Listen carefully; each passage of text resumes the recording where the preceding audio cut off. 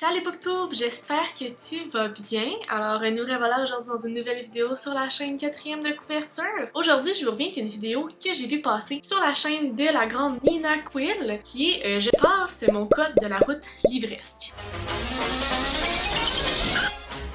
Je trouve ça super le fun comme tag, c'est quelques questions qui sont en lien avec le code de la route. Moi ça fait 10 ans que j'ai mon permis. Je conduis moins souvent maintenant depuis que je suis à Montréal, mais j'ai quand même un permis depuis longtemps, donc j'ai passé mon code de la route. Mais là, le code de la route livresque, on va voir si je le passe. Donc, sans plus attendre, faites le pouce en l'air, abonnez-vous à ma chaîne et mes différents réseaux sociaux si ce n'est pas encore fait, et si on a la barre d'informations, et sur ce, on s'en va passer le test maintenant. Ça c'était cringe, hein? Pourquoi je fais des guns quand je m'en vais conduire? Whatever, ça va être ça.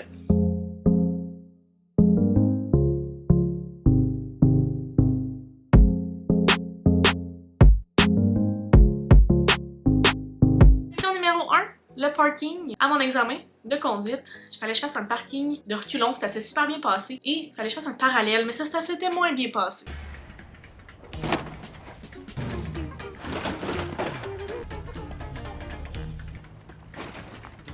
Mais là, la question du code de route livresque, c'est plus facile. Combien de livres est-ce que j'ai dans ma pile à lire? Pour vrai, j'en ai vraiment beaucoup. Présentement, je peux dire que j'en ai à peu près 10-12, mais quand j'ai fait ma vidéo où j'ai énuméré les séries que j'aimerais terminer en 2022, ça a fait, mettons, tripler ma pile à lire. Donc je pense que je pourrais avoir une contravention parce que je dépasse la limite permise. Well.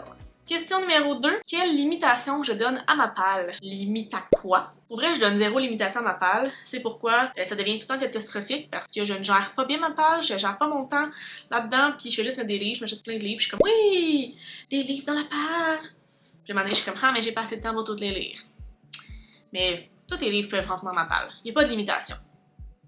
Pas comme les limites de vitesse. Tout rentre dans ma palle. Question numéro 3. Route prioritaire. Donc, quelle est ma prochaine lecture prioritaire? Donc, je veux lire Denis Zott, La Dame Blanche de chez Hugo Poche, un suspense.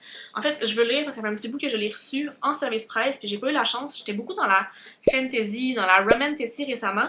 Donc, on va briser ça un petit peu, puis on s'en va lire ce livre-là. J'ai aucune idée de quoi ça parle, mais un suspense, ça se prend tout le temps super bien. Puis en plus, ces temps-ci, il fait gris, il pleut, il y a des orages. Fac, je le mets en priorité dans ma palle. On poursuit avec Réservé aux camions.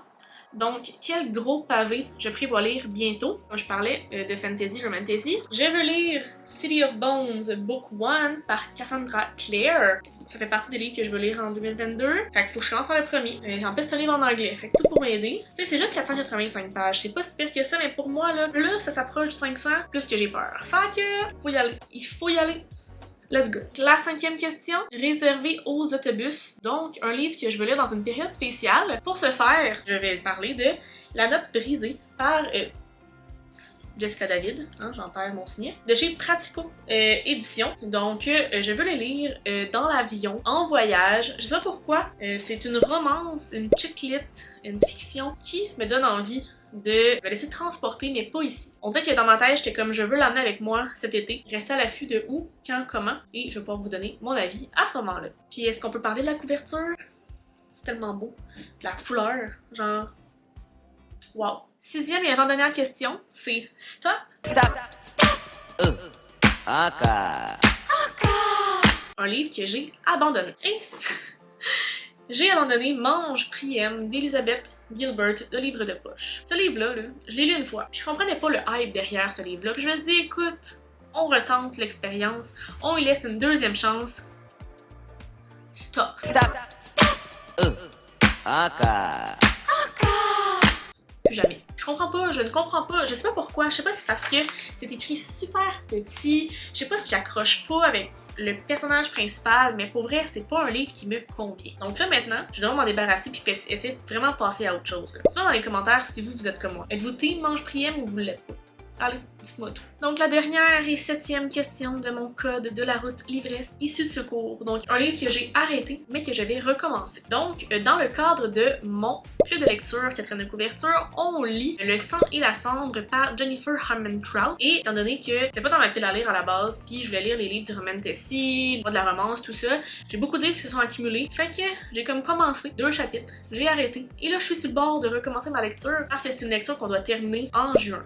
On avait avril, mai, juin pour le lire. Fait que je recommence cette lecture-là. Je lis en français, je l'avais lu l'année passée en anglais, puis je sais c'est bon, comme je le sais, tout ça. Mais je veux vraiment plus en parler, je veux échanger avec les gens de mon club de lecture, donc j'ai vraiment hâte. Et, petite note comme ça, si jamais vous n'êtes pas dans mon club de lecture, ça se passe majoritairement sur Discord, donc le lien est dans la barre d'informations. Joignez-vous à nous, c'est une lecture par trimestre, on se stresse pas avec ça, puis on discute, on échange sur plein de sujets, donc vous voulez pas manquer ça. Donc et voilà, je pense que je m'en sors bien au niveau du code de la route l'ivresse. Peu de problème, aucune roue qui est brisée en cours de route, aucune panne d'essence, j'ai pas frappé le trottoir non plus. Donc je pense que c'est réussi.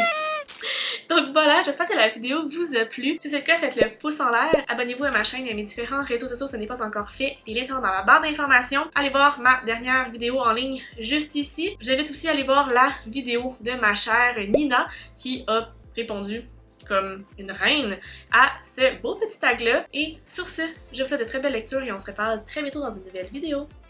Bye bye!